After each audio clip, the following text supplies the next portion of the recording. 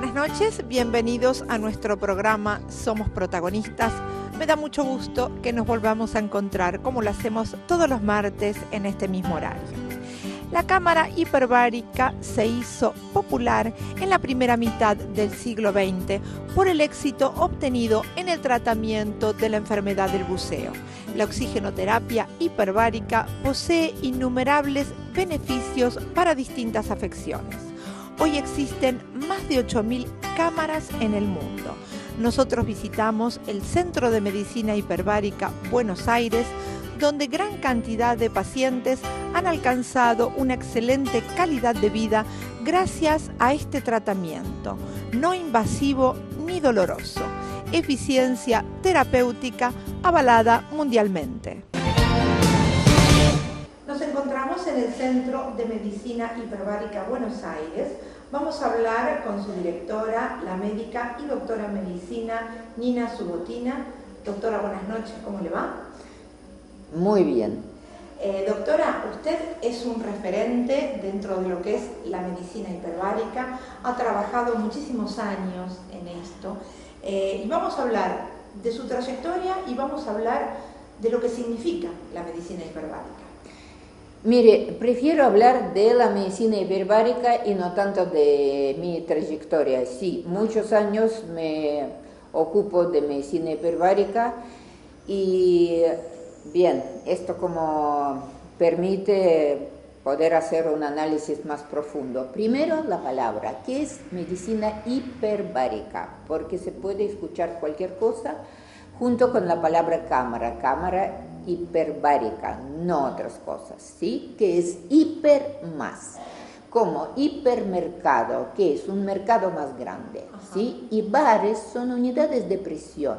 Por ejemplo, cuando nos acercamos a estación de servicio, vemos no más de tantos bares. Bares como una atmósfera parecido a una atmósfera, una unidad de presión. Entonces, cámara hiperbárica, medicina hiperbárica, eso es lo que trabaja la medicina, trabaja en condiciones de mayor presión. ¿Dónde está la mayor presión? La mayor presión está dentro de la cámara hiperbárica. Ojo, existen también cámaras hipobáricas.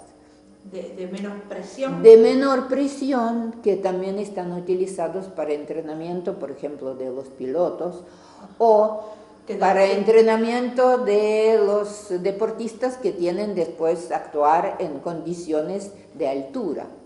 ¿Qué es lo que le pasó hace poco a la selección, ¿no? Jugando en Bolivia, ¿no? Que con la altura es como que le quita oxígeno. No es tan así. El tema es que en la altura hay menor presión atmosférica. Menor presión. Menor presión atmosférica. A medida que subimos hay menos y menos presión. Oxígeno ocupa 21% dentro del aire. Entonces, si disminuye la presión, aunque la parte de oxígeno queda la misma, pero, por ejemplo, en condiciones de La Paz, en el aire inhalado, habrá solo 103 milímetros de mercurio, presión parcial de oxígeno, mientras aquí nosotros respiramos 160, ¿sí? Es decir, que dentro de esta cámara es mayor la cantidad dentro de la cámara, por las leyes de física, nosotros aumentamos la presión, es como bucear, por ejemplo, y los gases se hacen más solubles en líquidos. Le damos a respirar a los pacientes oxígeno puro. Este oxígeno llega por los pulmones, pasa a circulación en mayor cantidad. Y además, hay dos formas de transportar el oxígeno. Mayor parte se transporta con la hemoglobina y menor parte directamente disuelta en plasma. Esta parte, aunque no es grande, pero es muy importante para nuestras reacciones fisiológicas. Y cuando disminuye la cantidad de oxígeno en el aire, por ejemplo, al subir a la altura, entonces disminuye la cantidad de oxígeno en el organismo. Necesitamos oxígeno para producir energía. Si no producimos suficiente energía, ya nos hace difícil hacer algún acto, entre otro, deportivo. Doctora, ¿quiénes utilizan esta cámara? Bien, esta cámara es para los pacientes. Los pacientes que tienen algunos problemas en su salud que no permiten que el oxígeno llegue a todos los lugares. Por ejemplo, tenemos muchos pacientes con problemas de circulación periférica, que quiere decir que no tienen en buen estado sus arterias en los pies. Más bien pacientes diabéticos, pacientes fumadores, etcétera, etcétera. Son en mayoría de los casos añosos. Estos pacientes, como no tienen suficiente llegada de oxígeno, tienen úlceras o otras lesiones en los pies, lesiones que se denominan pie diabético. Nosotros, cuando le damos a respirar oxígeno dentro de la cámara, hacemos esta parte soluble, aumenta 15 veces al comparar con lo que nosotros tenemos dentro de nuestra plasmosangre respirando aquí a una atmósfera a la cual vivimos. Doctora, ¿en cuánto puede mejorar un paciente diabético que tenga determinada patología, no? Mire, entonces hay diferentes como grados de mejoría que dependen del estado inicial del paciente. A veces ya viene caso que uno no puede ayudar. Por eso, por ejemplo, existe como una regla: si durante 2 meses una úlcera o el pie diabético no se cerró, ya hay que pensar si a este paciente hay que indicar cámara hiperbárica, que siempre es tratamiento médico. Nosotros no reemplazamos ninguna otra especialidad en medicina. Trabajamos con diabetólogos, cirujanos vasculares, no acá, pero hablando por teléfono, hablando sobre los pacientes, porque cámara hiperbárica y medicina hiperbárica es parte de medicina moderna integral, donde se usan todas las cosas. Si el paciente tiene ocluida la arteria y se puede revascularizarlo, ¿qué quiere decir? Hacer un bypass o hacer un desvío de la sangre para que llegue a los pies. A lo mejor este paciente no va a necesitar cámara, pero en algunos casos sí que va a necesitar, porque igual no es suficiente la cantidad de sangre que llega.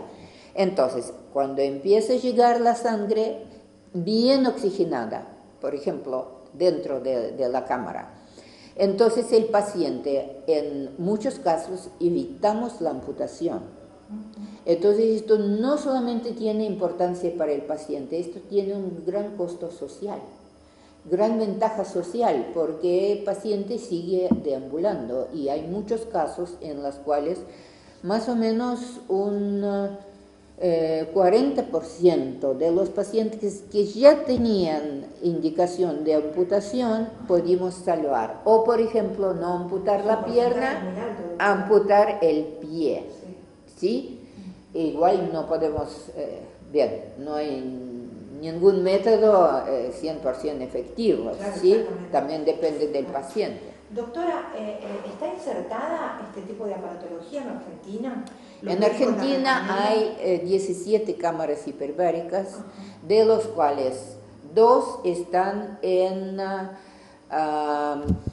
instituciones públicas, en Hospital de Alta Complejidad en Formosa y en Hospital Municipal de Olavarría, Centro Geográfico de Provincia de Buenos Aires. Otras cámaras son privadas, pero nosotros trabajamos con todas las obras sociales y un gran trabajo que hacemos, trabajamos con gobierno de la ciudad de Buenos Aires porque nos mandan pacientes intoxicados por monóxido. Aquí la cámara directamente salva las vidas.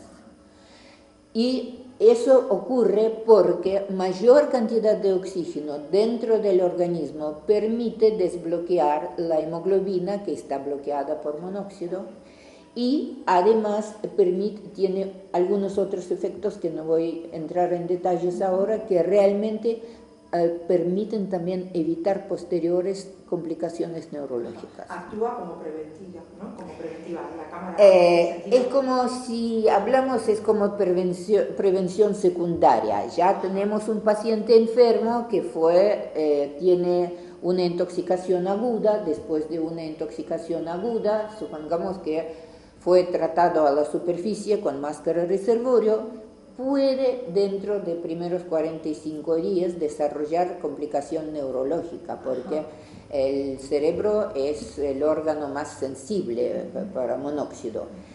De los pacientes que se trataron en cámara, casi nadie desarrolla esta complicación, porque hay otros mecanismos muy favorables en este caso. El invierno pasado atendimos 300 pacientes y para esto trabajamos... ¿Que fueron intoxicados con monóxido? Sí, trabajamos 24 horas, las 365 días, pero de forma pasiva. Nos llaman, venimos y atendemos a los pacientes. Doctora, tal como comencé la nota, yo dije que usted es un referente en esta área y ha escrito 2 libros con respecto a lo que es medicina hiperbárica. Sí, el primer libro que escribí es para médicos, que con todas las indicaciones, con las complicaciones, con contraindicaciones.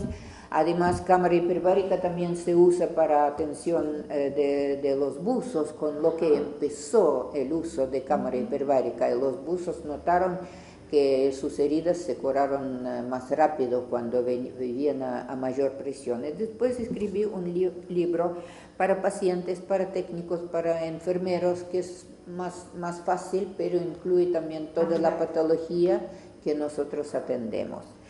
Y le digo que es como una etapa cuando ya medicina tiene su libro de texto, tiene el libro para el público, y a partir de 15 de abril nosotros vamos a dar un curso de medicina hiperbárica en la Universidad Católica Argentina.